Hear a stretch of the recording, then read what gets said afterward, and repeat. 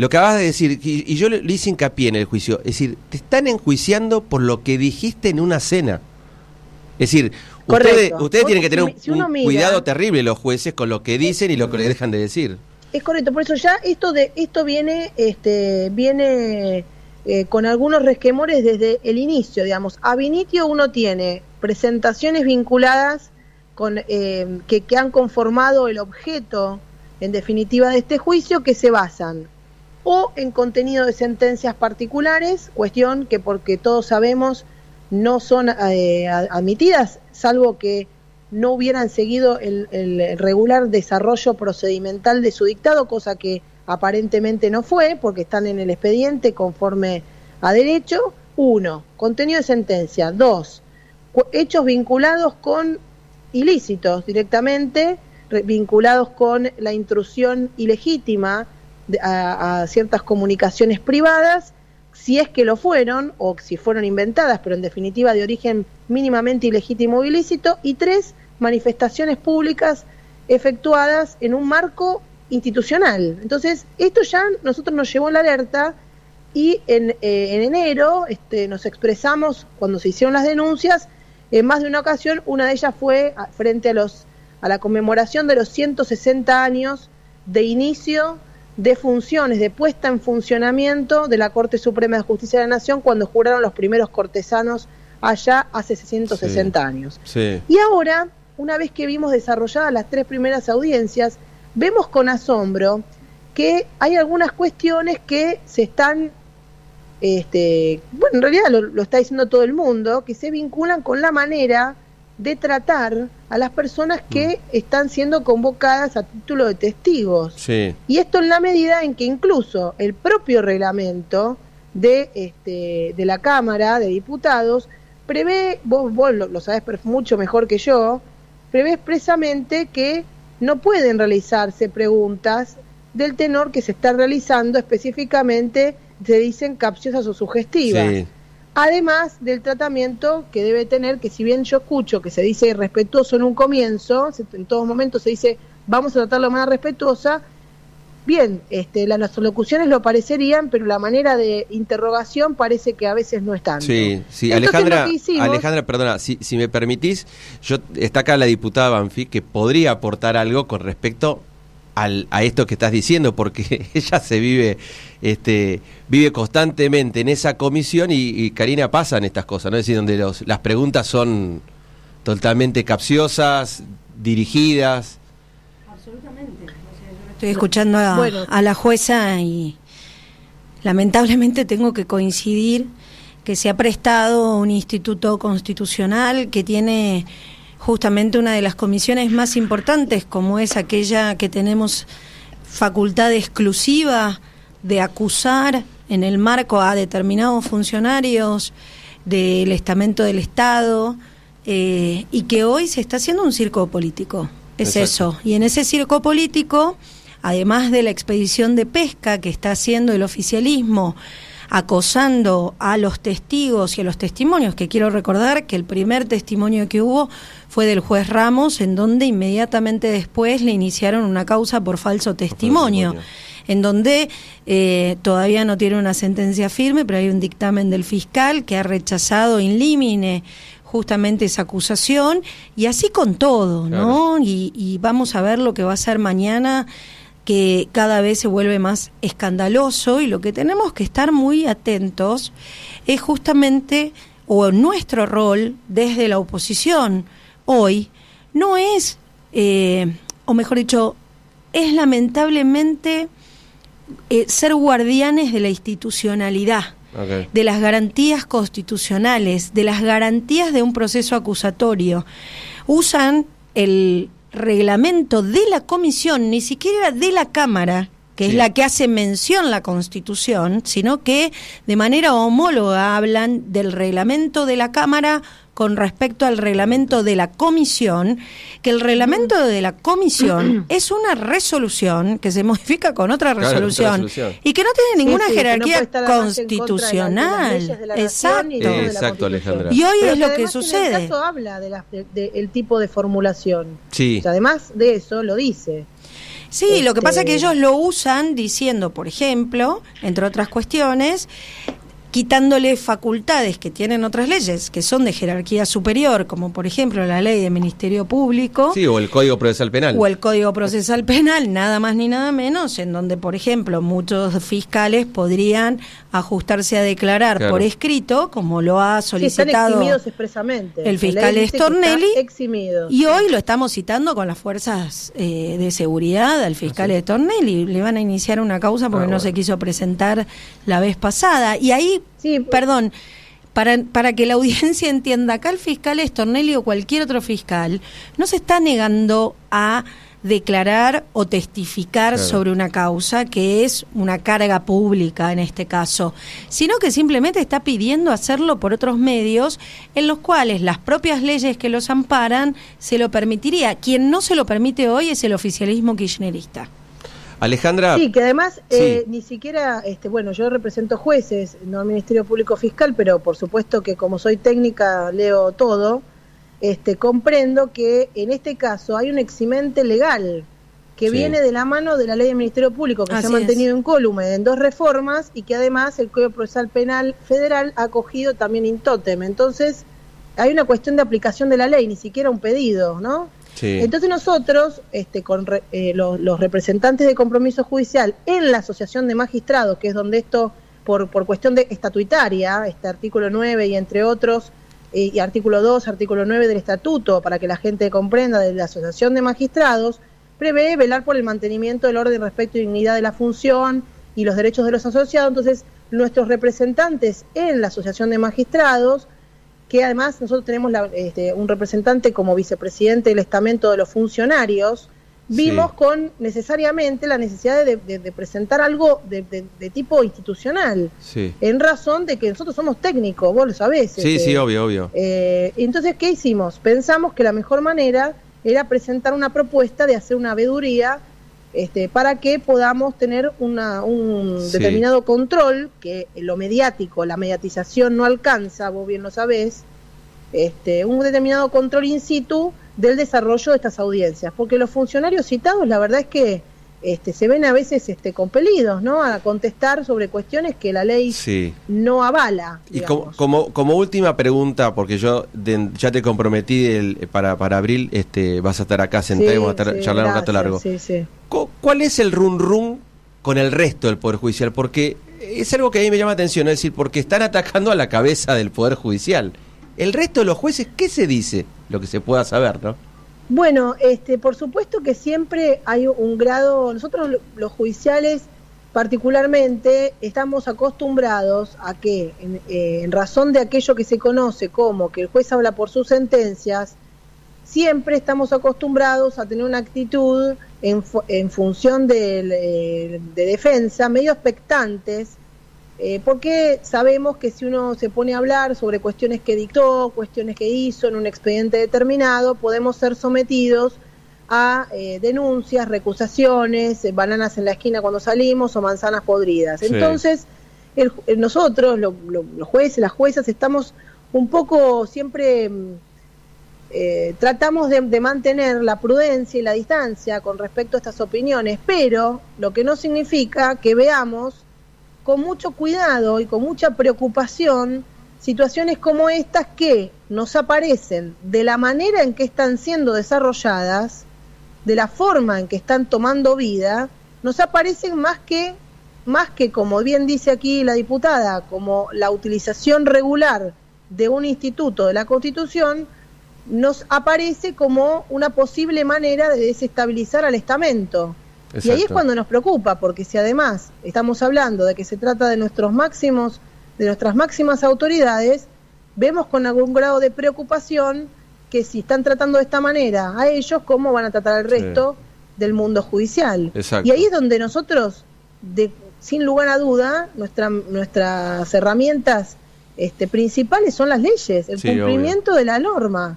Y en eso es que yo, agradeciendo este espacio, que vos te interiorizaste por nuestra presentación, hemos puesto el acento en la aplicación de la ley y en el alcance de esas instituciones, que es lo que creemos lo mejor.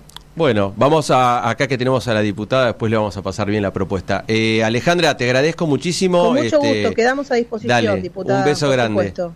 Un beso grande, chau, chau. Gracias para ustedes y gracias por estos minutos. No, por favor, 10:34, vamos a una pequeña pausa y seguimos mano a mano con Karina Banfi. 37, seguimos acá en Radio Cultura. Bueno, como les prometí, ahora vamos a hablar con la diputada nacional por la Unión Cívica Radical, Karina Banfi. Hola, Karina, buen día. Hola, gracias, buen la día. metí en la entrevista anterior porque es una luchadora también en la Comisión de Juicio Político.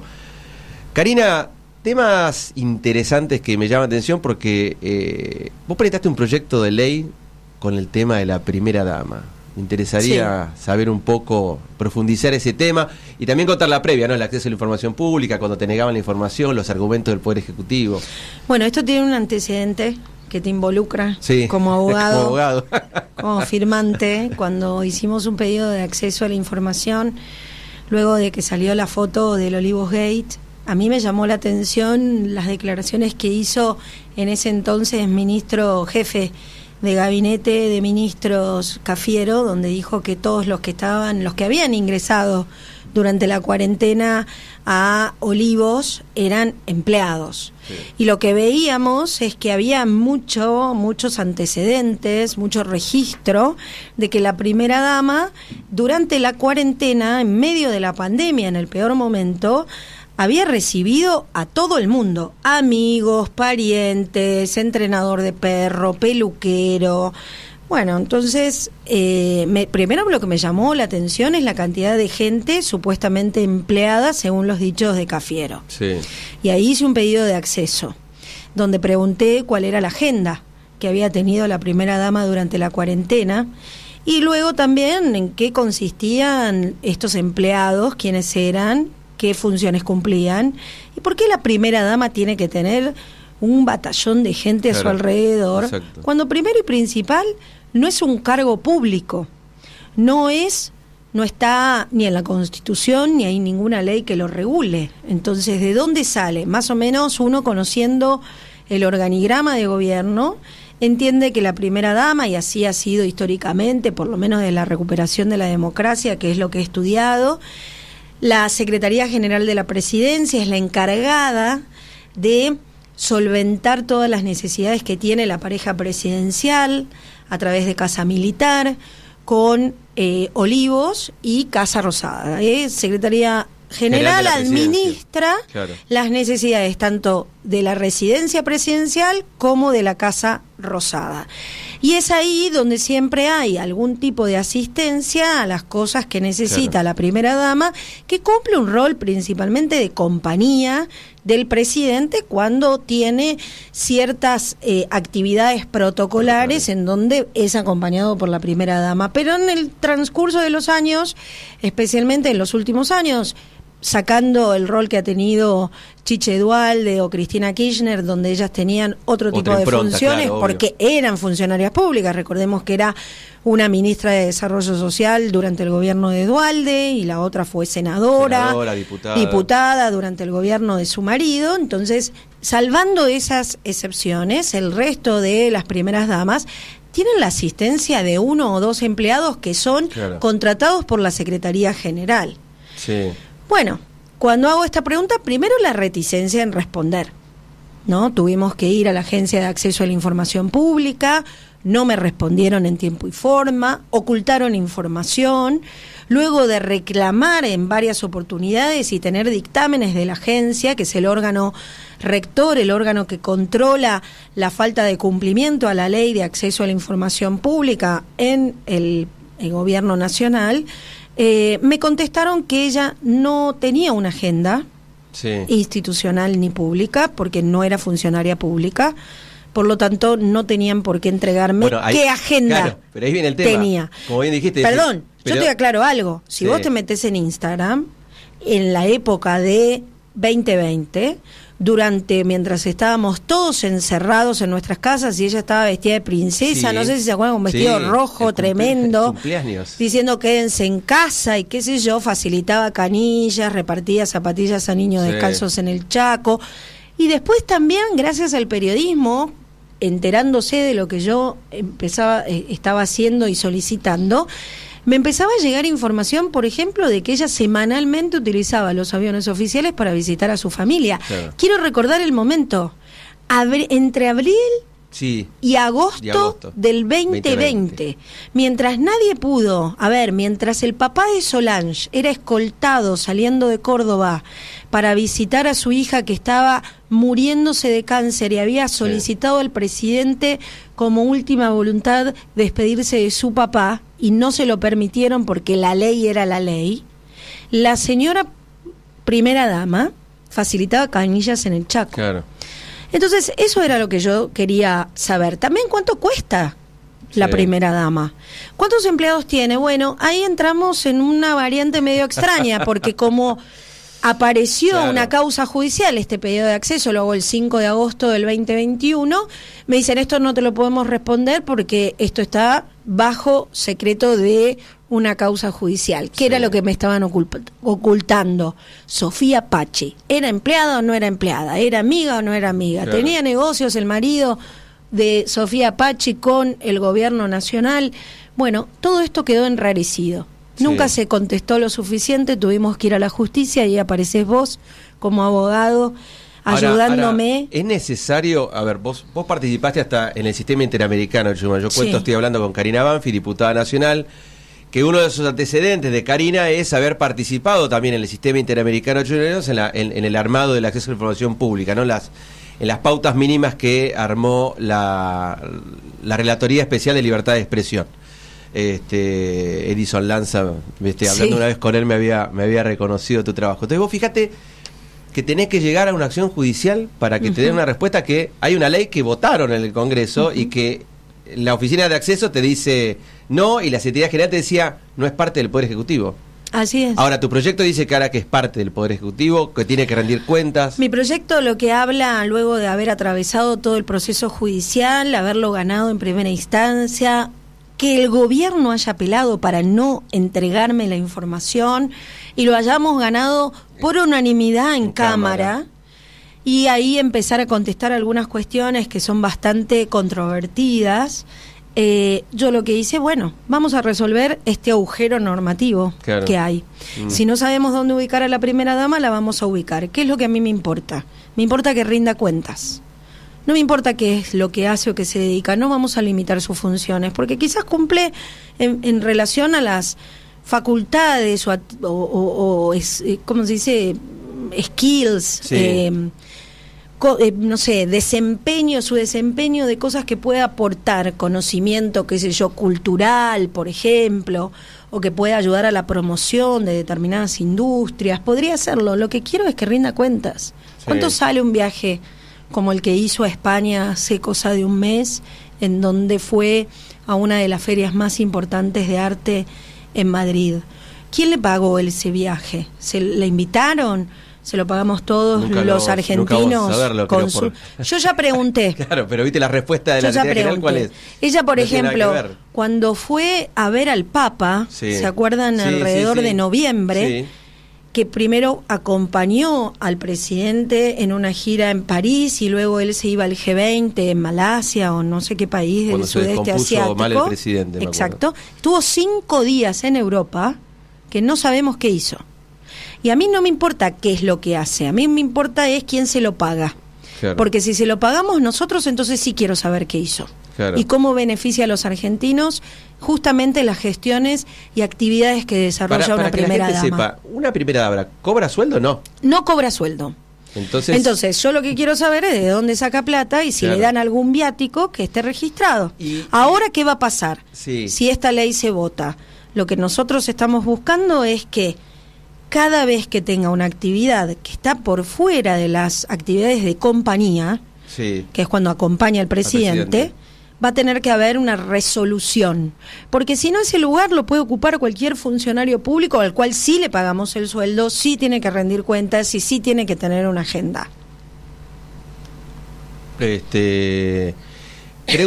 Otra pregunta que me llama mucho la atención es, y ahora te voy a sacar un poco del tema, tenemos una comunicación, y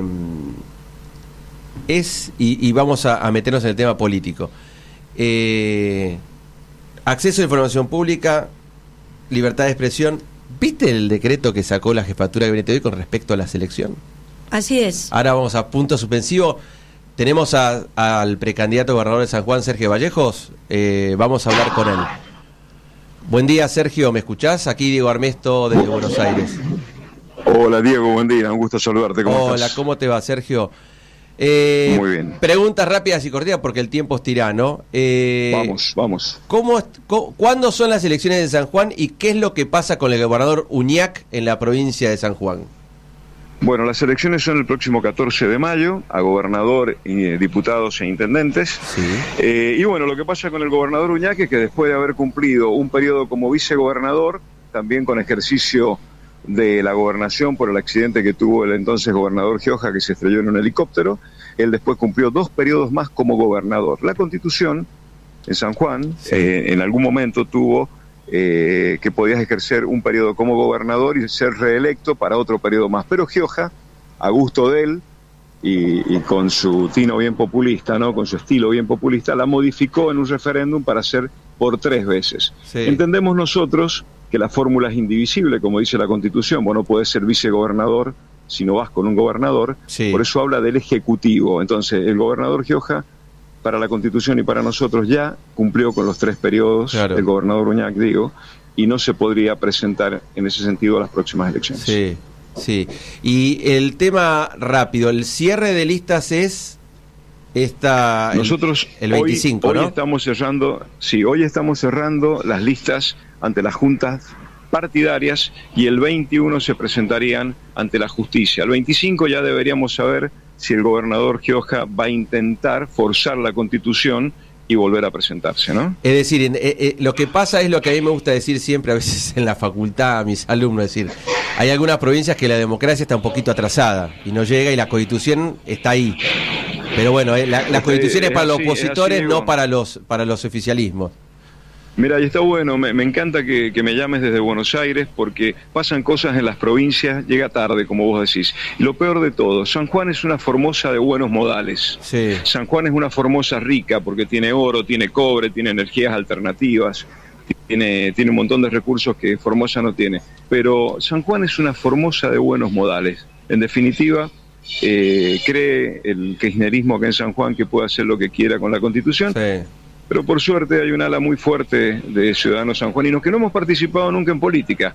Yo vengo de la gremial empresarial, que nos hemos constituido en un partido político, que nos hemos armado, que nos hemos formado en un frente y que hoy le vamos a pelear. Y bueno, somos, si se quiere, la única fuerza que en este momento hace una presentación judicial.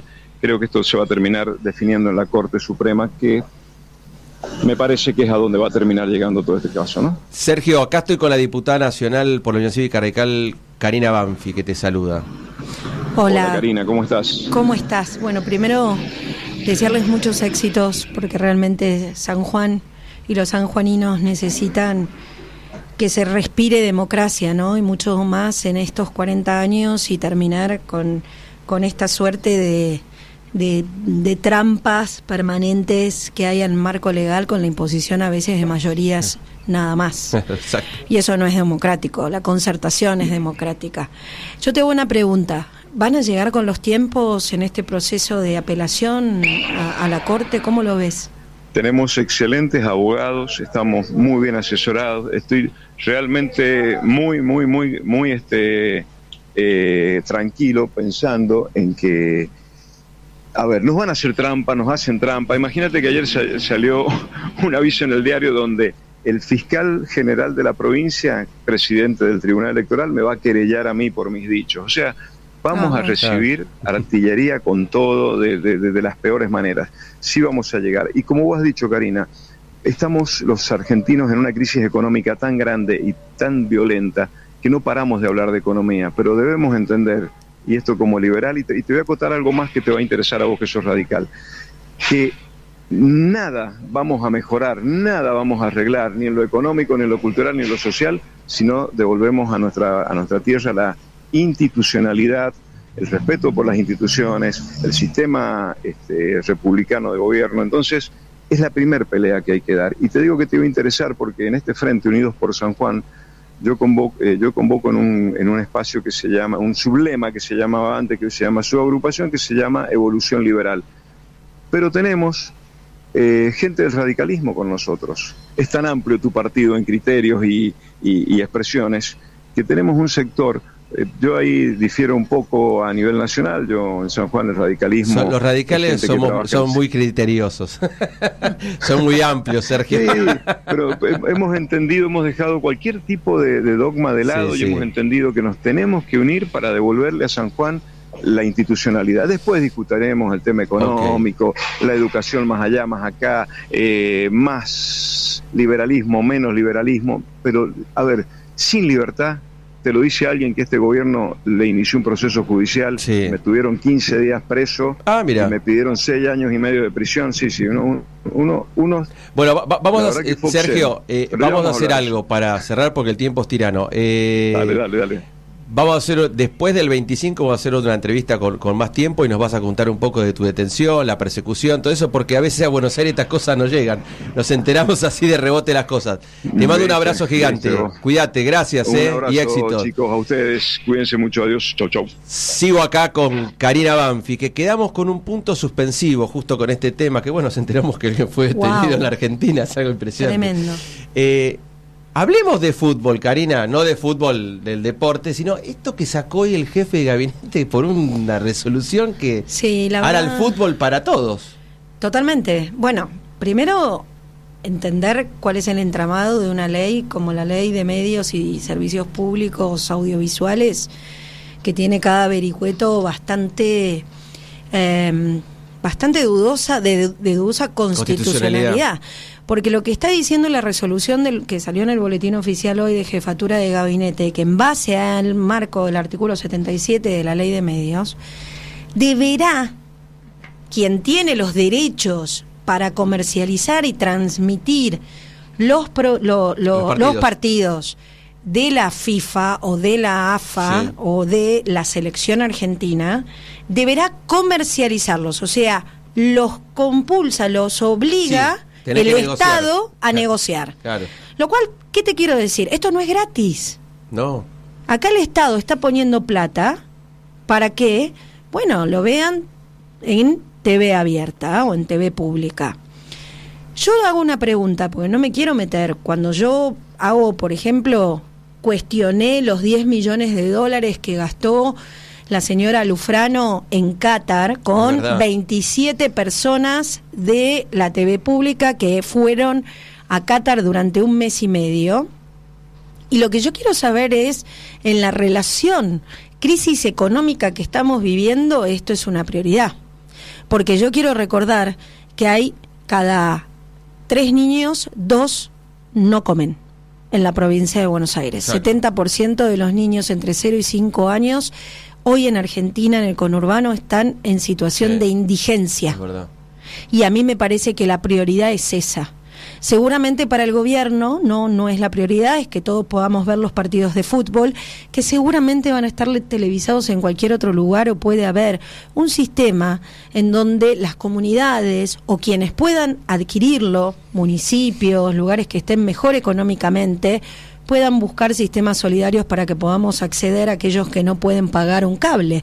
Ahora, que vos estés en tu casa y lo prendas y puedas ver los partidos, claro. Y lo pagamos todos, no es gratis. Porque esto no es un regalo, esto es plata que se le saca a los chicos, a los jubilados, a las empresas, a todos aquellos que tienen que poner adelante este país.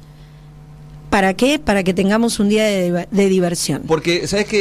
Y ya se nos terminó el programa, pero algo que dijiste que tenés razón. Yo estoy cansado de que todos crean que es gratis. Por ejemplo, yo con el conurbano, ¿no? Loma de Zamora, carnaval, fiesta, vienen todos los artistas. Es gratis. No es gratis. Alguien lo paga.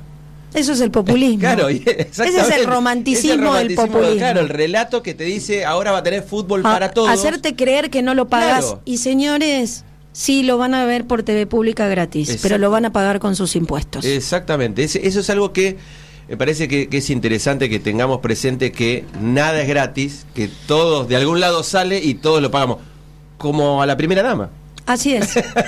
Mientras tanto, tenemos un país empobrecido. Exacto. Mientras tanto, los jubilados ya no es que no llegan a fin de mes, no llegan a la semana, no pueden ir al supermercado, y ni hablar de los chicos que le estamos hipotecando su futuro. Sí, y vos sabés que hablaba con Luis Gasulla en el pase antes, pero en el fin de semana me puse a leer el informe del primer semestre del INDEC, y yo me quedé sorprendido con el Gran Buenos Aires. ¿Viste? Hay 12 millones de habitantes, 8 millones son pobres e indigentes. Así es. Es increíble. Así es. Y se ve solo caminando, claro, exactamente. No necesitas los indicadores del INDEC. Claro, entonces vos empezás a ver estas cosas como, bueno, por un decreto tienen que negociar, vamos a ver fútbol todos.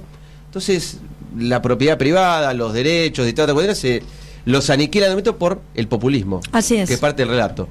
Bueno, no sé si nos queda tiempo, ahí me están 2 minutos, me dicen. Cari, yo te agradezco que hayas venido, sé que estaba... Perdón que llegué tarde. No, pero no hay drama, no. Estoy aprendiendo a estirar cuando me hacen con las manos de estirar. La vamos a invitar más adelante a Karina porque me parece que es una de las diputadas que más labura y más le pone fuerza y garra a cada cosa. Siempre está en las comisiones más complejas, siempre le da batalla a todas y a todos. Se pelea con algunos que dan miedo, lo digo, el diputado Tailade, la diputada Siley, el diputado Valdés, me parece que es un tema interesante, y creo que toda esta cuestión de libertad de expresión, acceso a información, creo que la gente no lo sabe. Es decir, el acceso a información yo siempre lo explico muy fácil en la facultad. Digo, a ver, chicos, si ustedes quieren saber en qué gasta el municipio, vayan y presenten un escrito simple, no necesitan abogado, nada. Y después veremos qué pasa, porque también el acceso a la información en algunas provincias no llegó. No, ni en el Estado Nacional, a veces es muy difícil que te respondan. Sí, eso es verdad, y nunca lo van a responder porque a veces no le interesa responder. O necesitan ocultar algo. Bueno, nos vemos el próximo lunes, que tengan una buena semana.